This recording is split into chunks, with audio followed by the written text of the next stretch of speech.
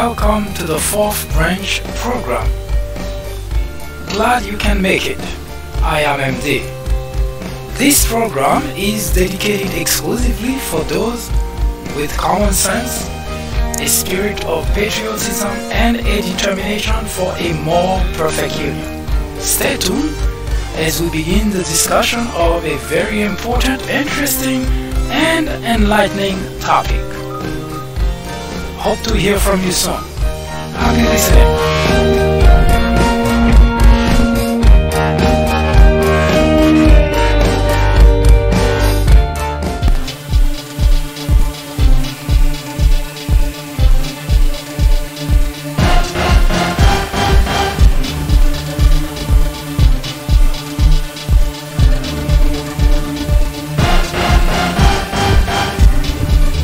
Hello everyone, I am MD and this is the 4th French program. Welcome. America in Praxis. It is a topic we have been talking about for quite some time now. But it is not just for the sake of talking about it, it's because it is a problem that we ought to address as Americans. Today, we will tackle two of the most important aspect of the problem. And we have been talking about that for quite some time now. But today we will continue to debate those two major topics which have plunged the country into the very problem that it is confronting today. So stay with me. In just a moment we will come back to talk about those very important topics. We'll be right back. I am MD, host of the 4th branch program, inviting you to join me every Saturday at 10:30 a.m. and every weekday at 2 p.m. for discussions of social political issues and to dissect the meaning and the importance of current events as well as to understand topics of legislations. The 4th Branch Project is not associated with any political party, and we at the 4th Branch do not have any political agenda or aspiration. Our ultimate objective is to work towards achieving a more perfect union by removing ignorance, the biggest obstacle to our democracy. Stay with us. We will be right back.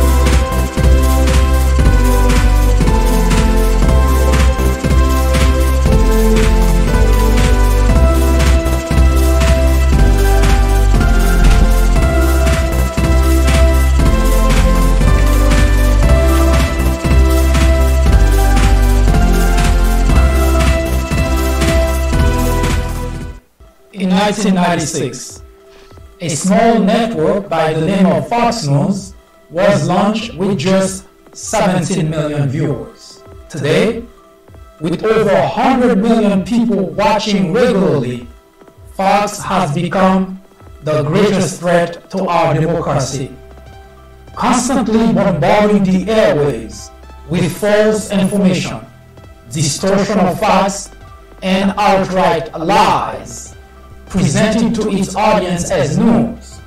Fox has created an army of blissful ignorance. According to a survey, 82% of Fox viewers are ignorant of facts and the truth.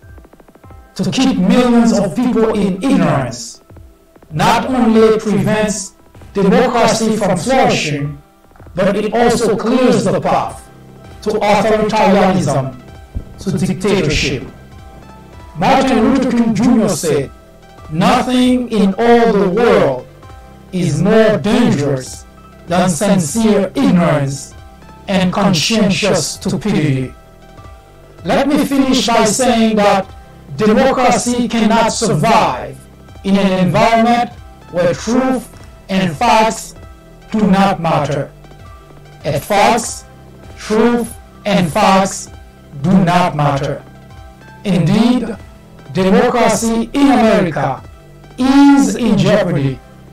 It is a crisis the country can no longer ignore.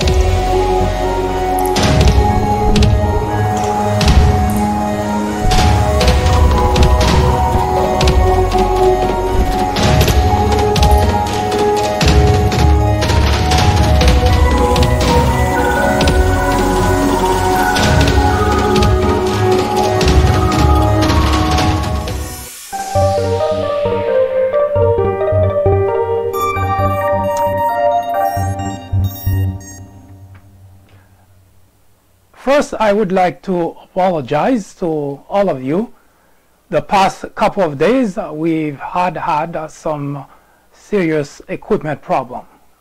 I guess the equipment must have suffered the same type of problem that we humans suffer during this freezing cold. Equipment weren't cooperating. And to those who wish that could be the end of this program, well, it's not. And as long as I am alive, this program will continue, because the goal is not fame, the goal is not recognition, but rather an effort to help future generations have better lives. I'm very certain for those who wish or who are praying for this program to go away, your kids, your grandkids will probably thank me not to have listened to their parents or their grandparents or their ancestor, whichever you happen to be. Now on to the program. There are two major factors which cause serious problem to our country. We've been talking about the fact that our democracy is in serious jeopardy. It is not some left-wing or right-wing individual have absolutely nothing to do or nothing to talk about and decide to talk about those. I mentioned earlier, or rather in the last program, that we are all in a boat called the United States of America. And no matter what happened to that boat, everyone on board will pay the price. If the boat sinks, there will be a lot of individuals who would be drowned. As such, the action of one individual cannot be ignored, cannot be shrugged off. There are two major factors in the country that have been causing a lot of problem to this country since beginning of time.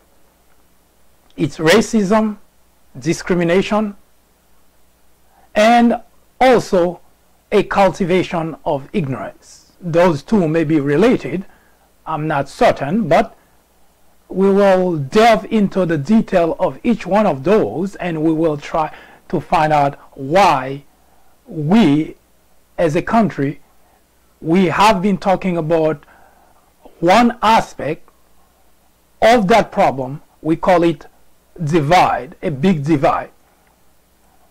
For as long as this country has been in existence, there have been two major political parties, the Democrat and the Republicans.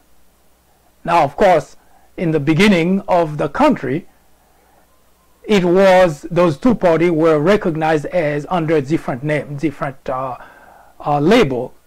But nevertheless, fast forward to our modern time, it's the Democrats and the Republicans. And for at least a good century, 100 years, journalists, people in the media have been talking about a big divide in the country. In other words, people in both sides, Democrats cannot reconcile with Republicans and vice versa. And as each passing administration, we have had a much wider divide. The question ought to be asked, why? Now, it's not just to ask the question because, as I mentioned earlier, we are all embarked in a big vessel called the United States of America. Now, if that divide keeps widening and we see the outcome, we see the result of the problem. So if we are Democrats, we cannot just ignore or shrug off the Republicans and vice versa. So it is important for each and every individual in the United States of America to take a look at the problem and try to address it to the best of his or her ability. Now, because it's politics, it's not going to be easy, because each individual who belongs to a particular political party, someone who is affiliated, for instance, to the Republican Party, doesn't want anything to do with Democrats, doesn't want to hear anything about Democrats, and vice versa. As such, the country has been plunging into a crisis. This is a trend that has been ongoing, as I mentioned earlier, for more than a century. However, in 2016, the pace is going a little bit faster. The crisis has been exacerbated thanks to the presidency of Donald Trump. Now, it is one thing to just point fingers at individuals if we do not agree with the individual, if we do not agree with the administration. For instance, if you recall, during the Obama administration, there were no lack of finger pointing. Just a reminder that before Obama was even sworn in as the 44th president of the United States, there were already in the airwave individuals who were using that very presidency in order to further their own agenda, their own selfish agenda. There is no reason to exaggerate what had happened during the Obama administration. We all lived through it. We've all experienced it. In fact, the Obama administration has suffered the most problem in terms of modern administration. Every single thing that the Obama administration tried to do was hindered, blocked. Not only the legislators in Washington tried everything that they could, the Republican legislator that is, to prevent Obama from achieving anything on behalf of the country. You may recall that Mitch McConnell himself mentioned the day after Obama was sworn in, meaning January 21st, his priority is to deny Obama a second term. Needless to point out what that meant.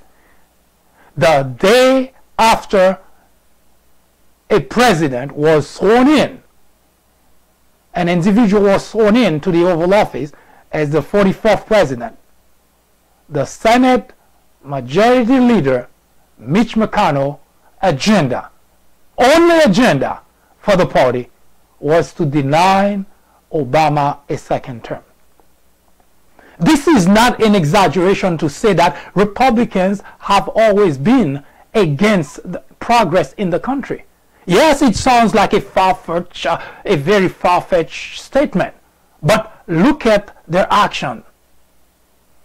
They tried for 8 years to prevent everything that the Obama administration did. It didn't matter whether it was good for the people. It did not matter whether individuals across the nation could benefit of it. For instance, such was the case of Obamacare. as long as far as the Republicans were concerned, anything that Obama tried should be opposed. And as such, they did oppose everything that Obama tried.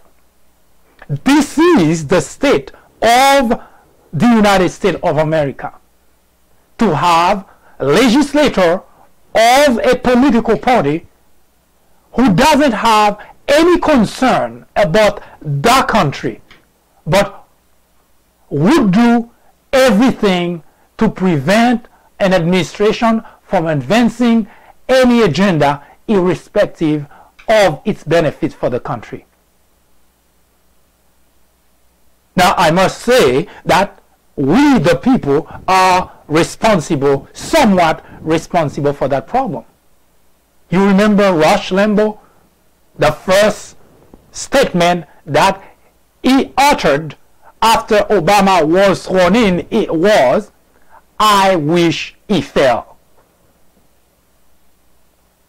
Ladies and gentlemen, this is not an exaggeration of the problem that our democracy is in jeopardy. Because you may not agree with a Democrat, you may not like what the Democrats advance, you may not like their agenda, their legislation, but there has never been in the United States of America a predicament in which that members, legislative members, legislators of a political party, as well as the constituent of that party, make one group to completely oppose anything that the other political party tries to achieve for the sake of the country. It's as if there were two very distinct countries. It's as if they couldn't care whether the country would go down the hill. They couldn't care whether what was being done was for the sake of the country. As far as they were concerned, they had to oppose everything Obama. That's why the current president of the United States was at that time a private citizen, advancing, leading, cheerleading the birther movement, and all the Republicans were giggling, smiling, encouraging. The state of our republic is not where it's at by accident. This is not just a fluke of nature. It is the work of the Republican legislators, individuals that they call leaders. Maybe nobody understands the real definition of a leader. A leader is not someone that takes his followers to the wrong path. A leader is not someone who deliberately deceives his followers for his own sake, for his own selfish reason. That's not the definition of a leader. And yet, we see Republican legislators, representatives, elected officials deliberately deceive their constituents, lie to them, and guide them, if you want to use that term, to the wrong path.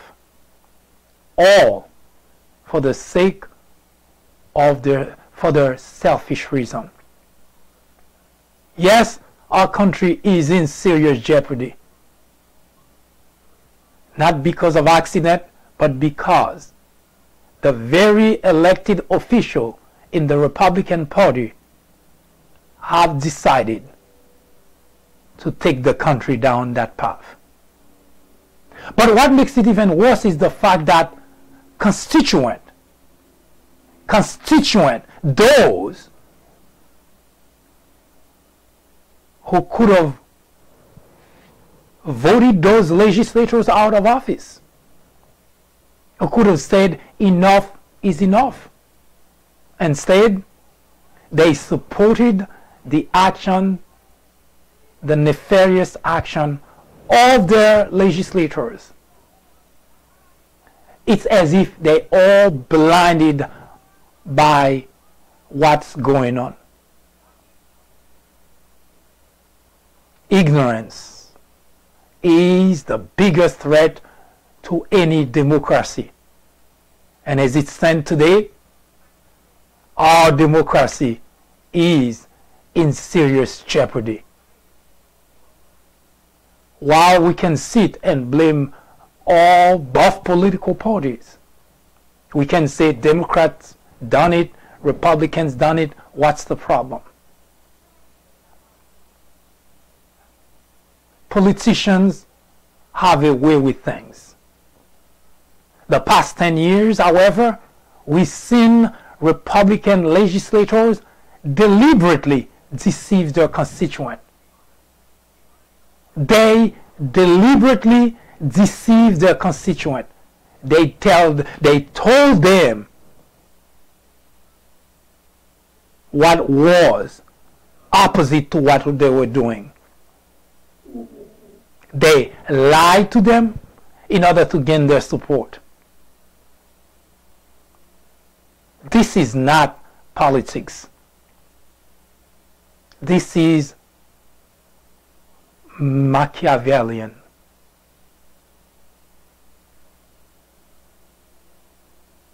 It is no longer funny. It is no longer possible to hide behind political party to defend the action of the legislators or the elected officials in the Republican Party. Our country is suffering. The boat that we all in is going down. It is time those who are Americans, those who are American citizens, those who are patriots, it is time you throw away the political party, the partisanship hat, and embrace patriotism as a way to move forward. Your kids, your grandkids, your great-grandkids, future generation will thank you. If you don't, there will not be the same country you've cherished, the same country you lived in, the same country you left yours for. They will not find this country because the United States of America, as we know it, will no longer exist. I'll be right back.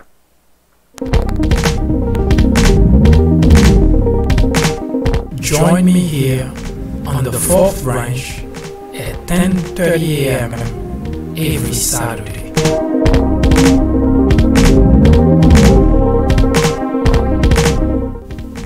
And every weekday at 2 p.m.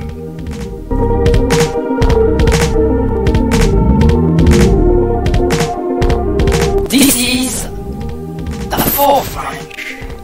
Common sense in a world of chaos.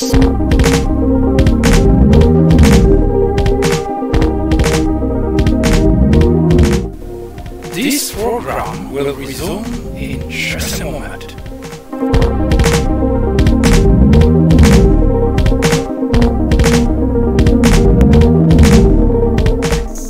Ignorance, they say, is the biggest threat to any democracy. Indeed, it is. Plato, a Greek philosopher born in 427 BC, said that ignorance is the root and stem of all evil. Today, Members in the Republican Party wear ignorance as a badge of honor, while the rest of the country watch powerless the destruction of a country which was once the envy of the world. The media is the enemy of the country, said Donald Trump. The Democratic legislators are obstructionists for not going along with everything at once. The Department of Justice is biased for investigating corruption in Trump administration. This is the United States of America. Any question?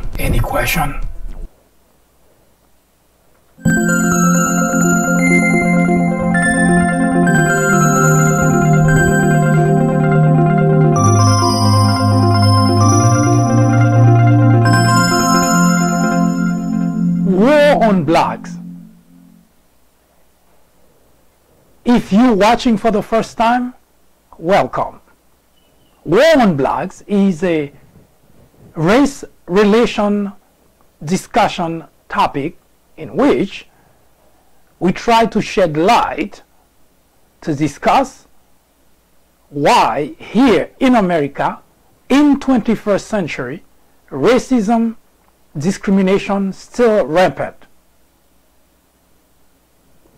The banner War on Blacks was not chosen for the sake of sensationalizing the topic, but rather to point to the fact that there have been casualties. Thus, the word war. Blacks have suffered physical casualties, emotional casualties, psychological casualties, and financial casualties. As such, we can say safely it is indeed a war on blacks. If you're watching this program for the first time, let me set the stage for you.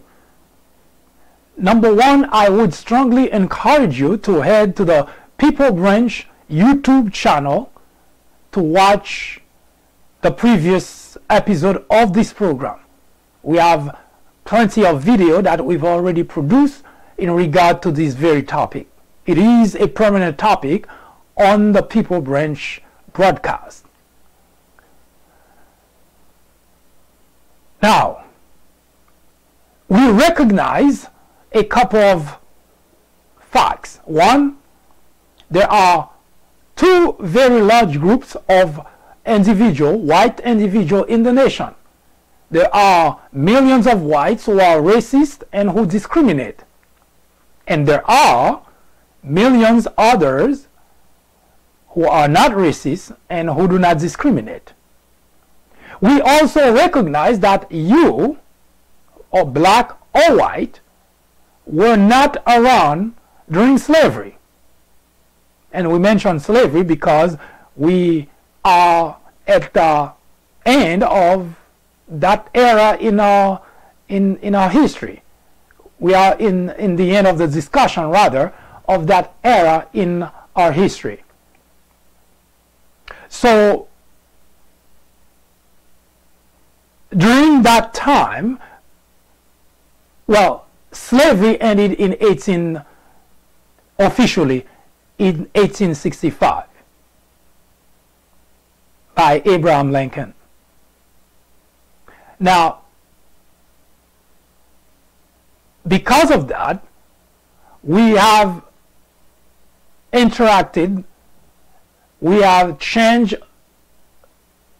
conversation, we have had dialogue with individuals who claim that because they were not around during slavery, they have absolutely nothing to do with slavery. We find that mostly with white individuals, although there are a few blacks that seem to want to adopt that type of position as well. Now, because of that, we decided to discuss, at least to establish some sort of link between that period in our history and today. There is no doubt about the fact that today in America, racism, discrimination are rampant. There is no discussion here, there is no debate here. So the question that always asked is, why? What's going on? Why in this day and age, where we talking about millions of individuals have been educated through colleges and have been going to school, and we have the best, some of the best renowned universities in the world, and yet racism, discrimination rampant in the country. Tyson Fury said that racism is a sign of ignorance, which brings me to the discussion that it doesn't matter whether you have a college degree. It doesn't matter whether you have a PhD. In fact, some of those individuals who are racist, well, millions of individuals who are racist have a college degree. So ignorance does not have anything to do with the college degree that you get, the PhD that you so proudly frame and put somewhere for everybody to see. Ignorance is a sign of racism, rather, is a sign of ignorance. And millions of individuals who are college educated are ignorant. Quite an oxymoron, isn't it? But let's talk about two aspects of racism. And if you remember, we left last time talking about the end of slavery by trying to discuss the Civil War. Now, we haven't started that discussion yet, because we were at the point where we were talking about John Brown, who was, you would consider him a pioneer, so to speak, in terms of the kind of action that he took to end slavery. John Brown, by the way, was a white man. Now, because of this complexity, meaning you have millions of individuals, whites, who are racist, and then you have millions of others who are not, that creates a huge complexity dealing with racism. You find that it is a very awkward discussion to have. You heard plenty of people, blacks and white, talking about friends on the other race. Donald Trump even mentioned that at some point during his campaign, that I have a lot of black friends. I don't know what that has to do with being racist.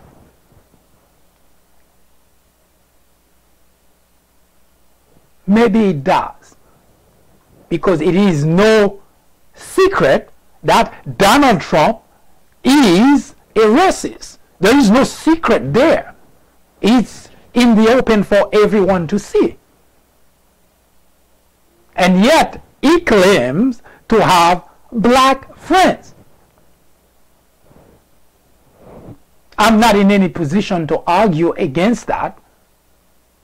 But let's take a look at why the discussion of race relations is so darn difficult and why the problem still exists in the midst of the 21st century.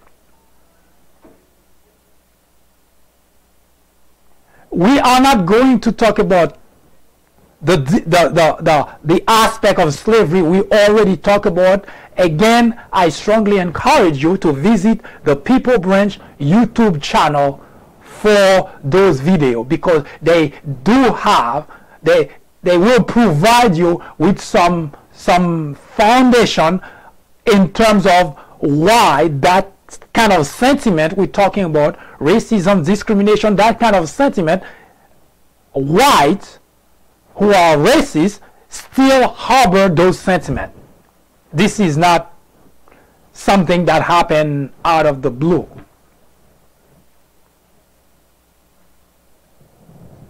Racism is the behavior, the action, and the thought towards another individual which is based solely, exclusively on external factors, such as skin color.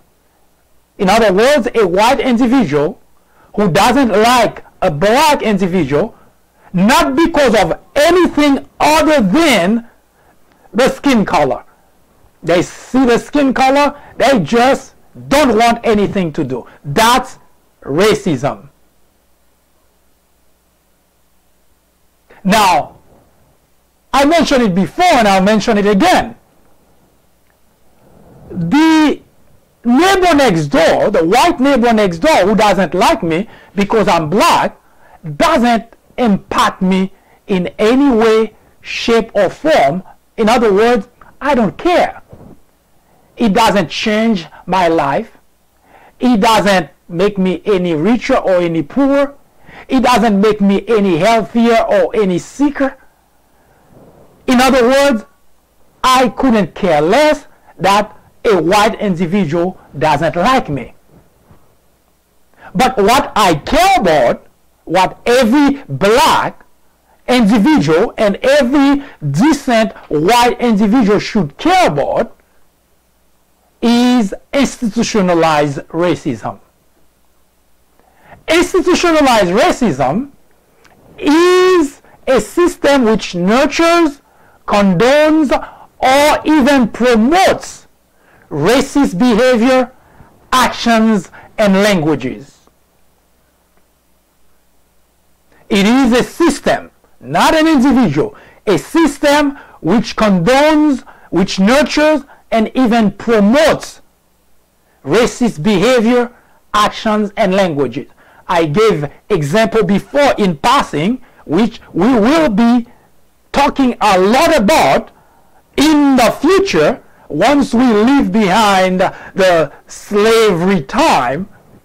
But suffice to say, for instance, that a few months ago, Mitch McConnell tried his best to put on the federal bench Thomas Farr, an openly racist individual, a judge. He is in North Carolina, and Mitch McConnell tried his best to put him on the federal bench. That's how institutionalized racism works. Because someone can tell you, I'm not racist, I employ blacks, I love blacks, I even have black friends. In fact, I can tell you that one of my kids married to a black individual. That means absolutely nothing. Because someone like Mitch McConnell, who knows that Thomas Farr is openly racist, now he wants to take that individual from North Carolina, put him on the federal bench, now to have much wider impact, influence in the nation. That's institutionalized racism. How do I know that? I don't know if you recall that Dred Scott was deemed, there was a case on the Supreme Court, 1856, if I'm not mistaken, where a slave by the name of Dred Scott was suing his slave owner for his freedom. Do you know that the Supreme Court, ruled that it could not have that right, that freedom he was seeking?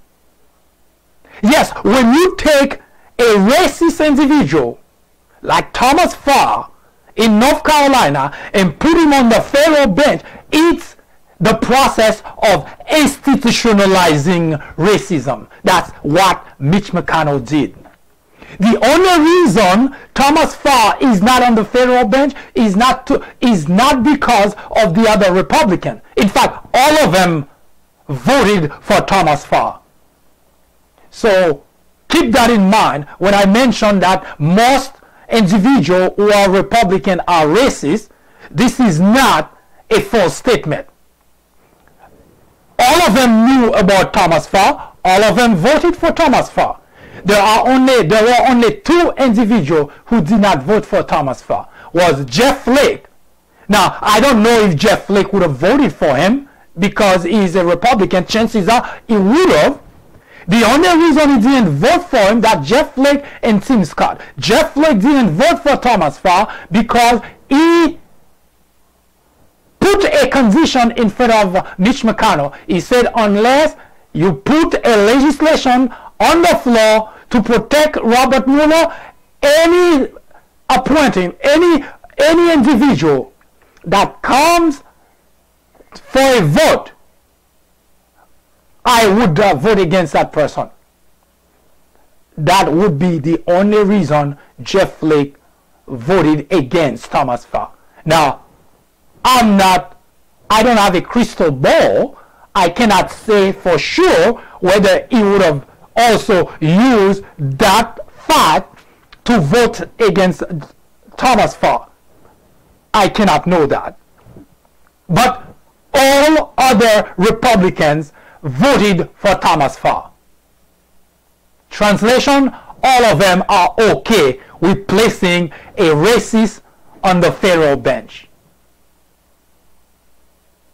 Now, you do not do that unless you have the agenda of institutionalizing racism. Because the information is not privy to me. Mitch McConnell had the information. It's public. Everybody knows about it. So if all the Republicans voted to put on the federal bench a racist, what does that translate as? You can argue all you want, but actions is what matters. You can tell me you're not racist. You can tell me you have black friends. You can tell me that you even have kids who married a black individual. But when you work towards institutionalizing racism, by definition, you are a racist. As such, I do not have any reserve saying that Mitch McConnell is a racist. Especially considering that he is the Senate Majority Leader. Meaning, the minute that name came to him, he knows the story, he has the information, he should have said, no, we're not considering that guy. Instead, he tried the best that he could to put him on the federal bench. Now, the second person who did not vote for him was Tim Scott. Now, rightfully so, Tim Scott is a senator, black senator out of South Carolina. And, of course, he knows the story. Those are the only two senators who prevented Thomas Farr from sitting on the federal bench. Yes, ladies and gentlemen, when you hear people talk, senator, congressman, they talk all kind of talk, doesn't mean a single thing unless they back it up with actions. To tell me you're not racist, anybody can say that.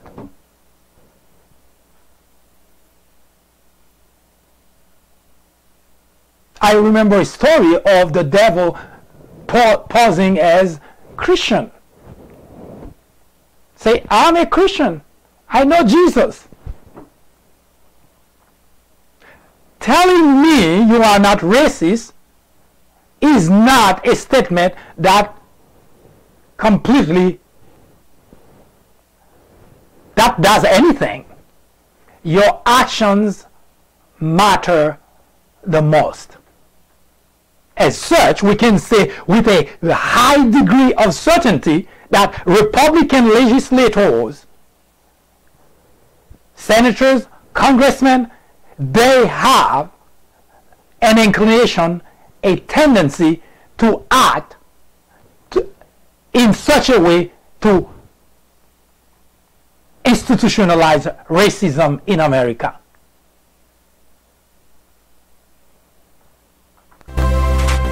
Hi, I am MD, host of the Fourth Branch program. War on Blacks is a new topic added to the Fourth Branch programming in order to discuss the intricacies, the complexities of race relations in America. The goal is threefold. One, to bring attention to the various forms of prejudice, discrimination, and racism in the country. Two, to expose the undeniable presence of such in every aspect of life and every corner of our society. Three, to extricate us all from the ignorance, the indifference, or the complicity. The ultimate objective is to make the discussions of those issues, racism, prejudice, discrimination, a normal part of our lives. Then, and only then, will we, as a society, be able to eradicate the problem. Martin Luther King Jr. said, "Nothing in all the world is more dangerous than sincere ignorance and conscientious stupidity." Abraham Joshua Shaw exclaimed, "Racism is man's greatest threat to man, the maximum of hatred for the minimum of reason." Join me in the journey to restore equality. Or, would you please get out of the way? Thank you.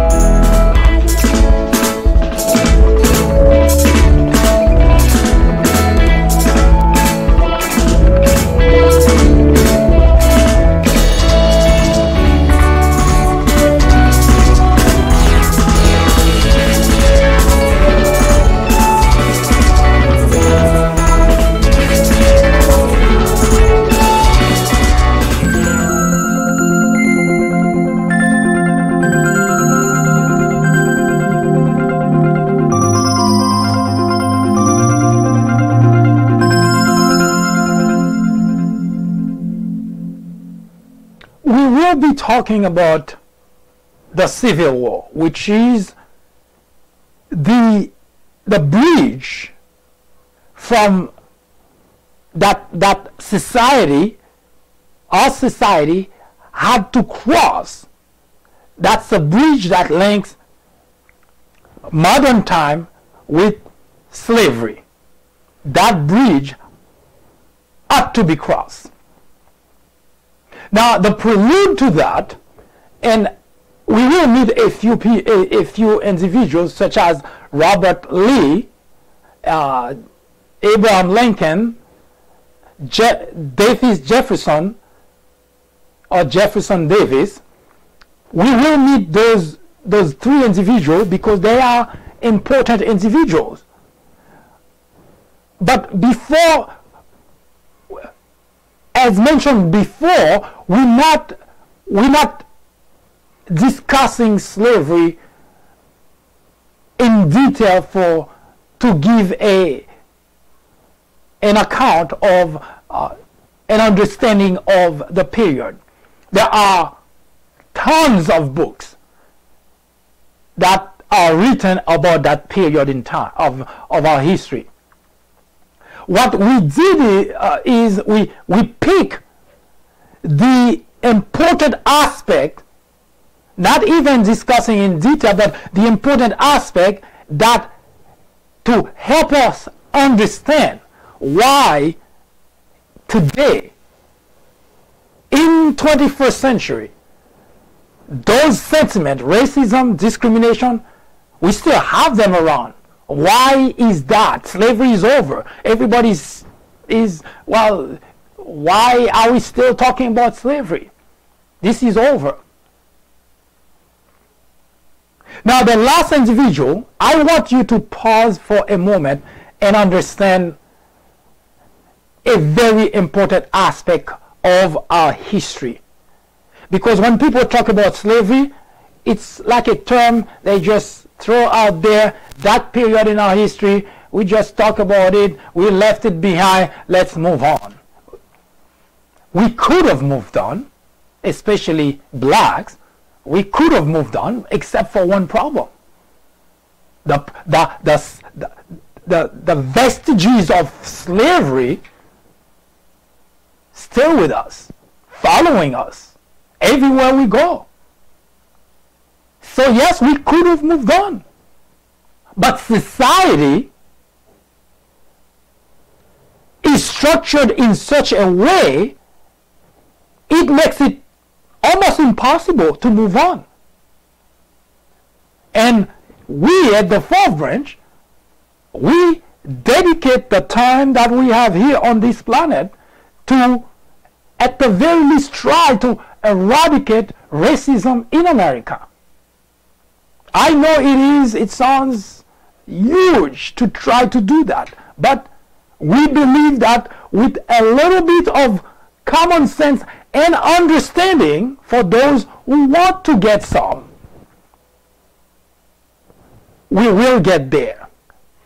Now, I mentioned John Brown earlier. During slavery, white slave owners treated blacks worse than animals.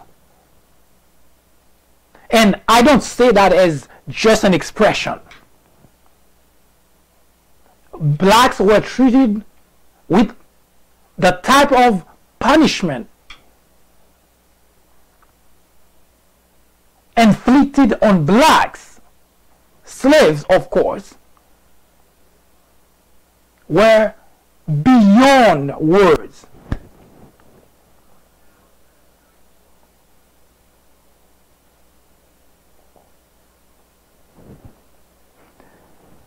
Again, the People Branch YouTube channel will provide detail of those times. I don't want to go over them again and again and again. Suffice to say, here at the juncture where we at, talking about John Brown, a white individual who was so disgusted by slavery, by the treatment blacks were subjected to, decided to put his life and the lives of his family on the line to end slavery. He didn't have a job in the government. He wasn't in the armed forces. There was absolutely no connection between John Brown and the slaves. He simply was disgusted by the practice. In the meantime, in the South in particular, white slave owners, they did to blacks what if you see in a movie, you would think, oh, it's just a movie.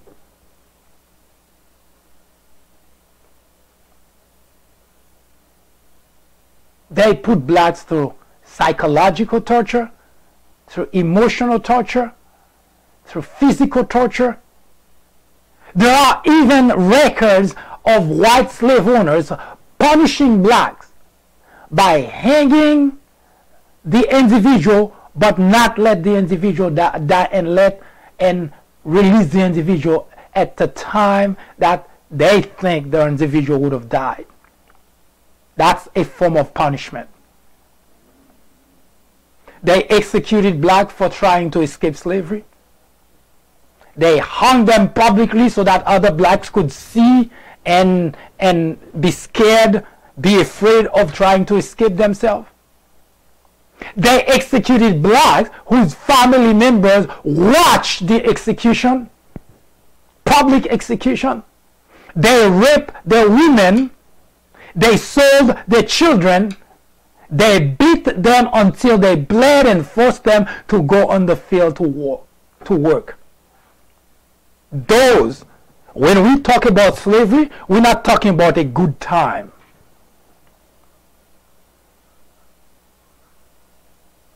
John Brown, a white individual, was disgusted by it, while the white slave owners felt this is great. Those are the individuals we use to enrich ourselves. And that's an aspect of the conversation we will carry beyond slavery, beyond once we cross the bridge, the Civil War bridge, to show you what we have today.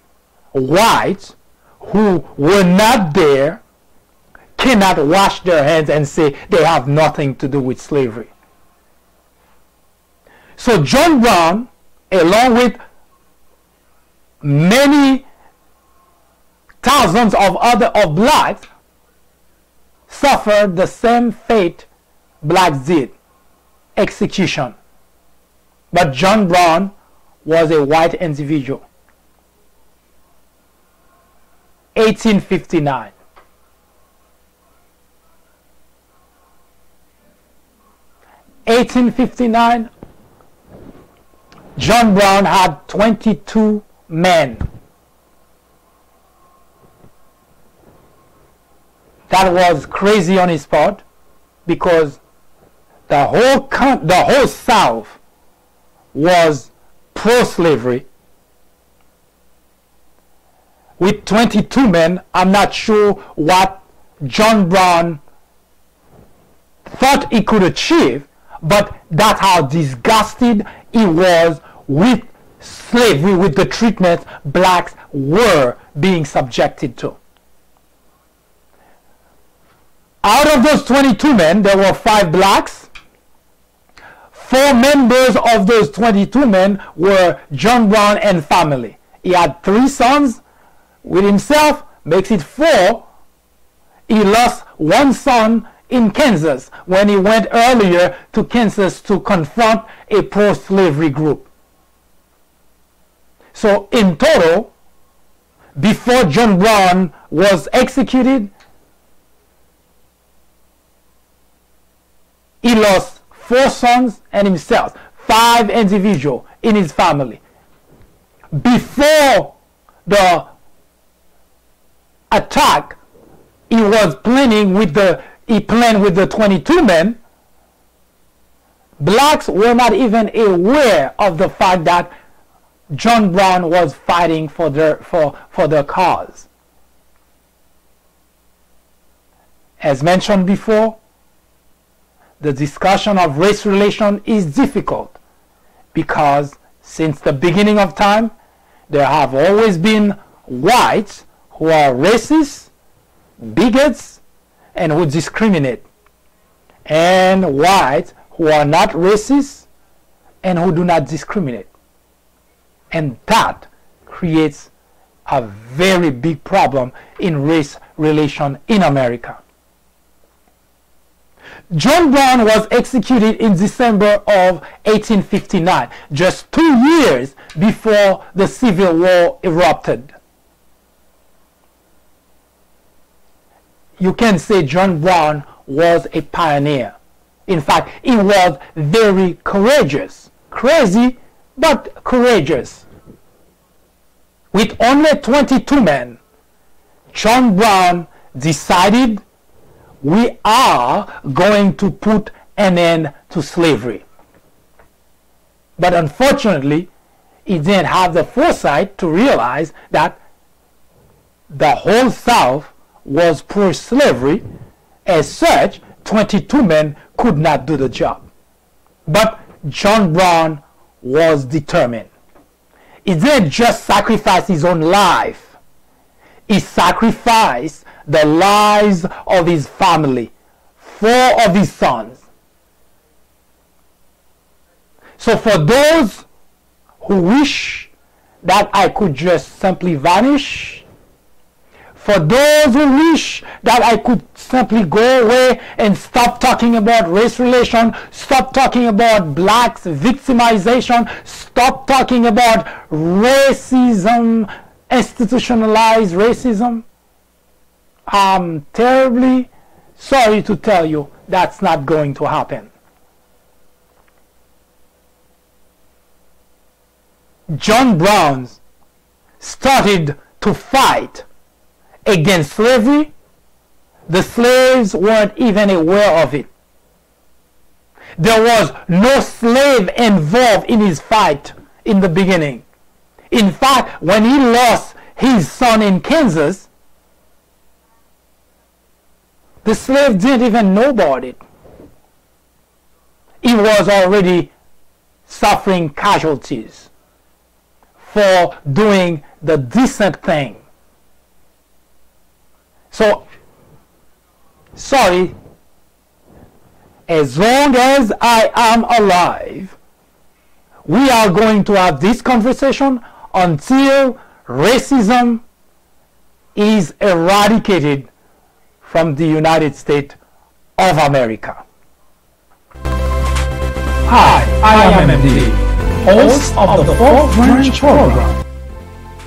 War on Blacks is a new topic added to the 4th Branch programming in order to discuss the intricacies, the complexities of race relations in America. The goal is threefold.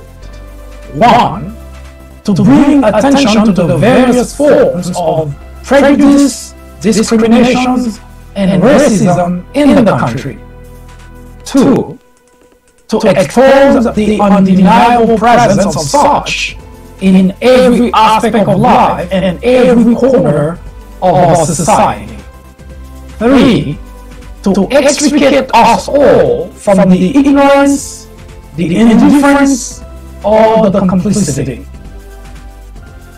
The ultimate objective is to make the discussions of those issues, racism, prejudice, discrimination, a normal part of our lives. Then, and only then, will we, as a society, be able to eradicate the problem. Martin Luther King Jr. said, "Nothing in all the world is more dangerous than sincere ignorance and conscientious stupidity." Abraham Joshua Shaw exclaimed, "Racism is man's greatest threat to man, the maximum of hatred for the minimum of reason." Join me in the journey to restore equality. Or, would you please get out of the way? Thank you.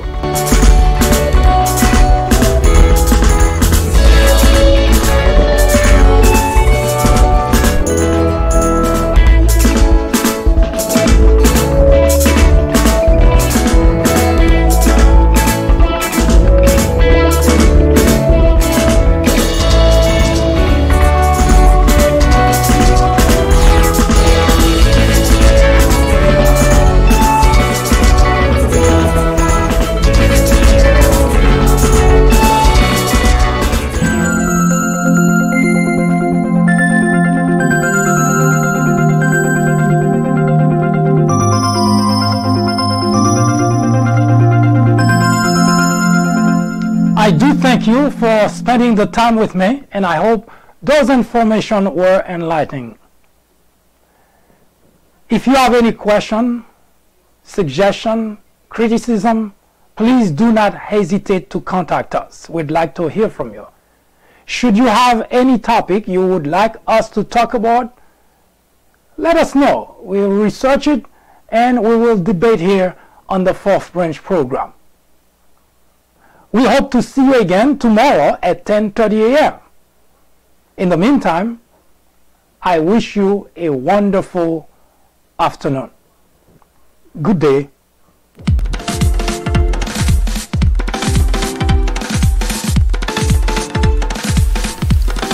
The Fourth Branch podcast is brought to you in collaboration with the People Branch publication, which can be found on the People Branch website, located at peoplebranch.org. That's peoplebranch.org. That's peoplebranch.org website, in which you will find a number of very interesting articles. My name is Mike Duchesne, MD for short.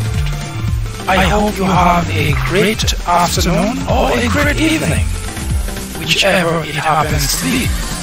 Hopefully you can join me again next time for another interesting episode of this podcast. That was the Fourth Branch, live from New York.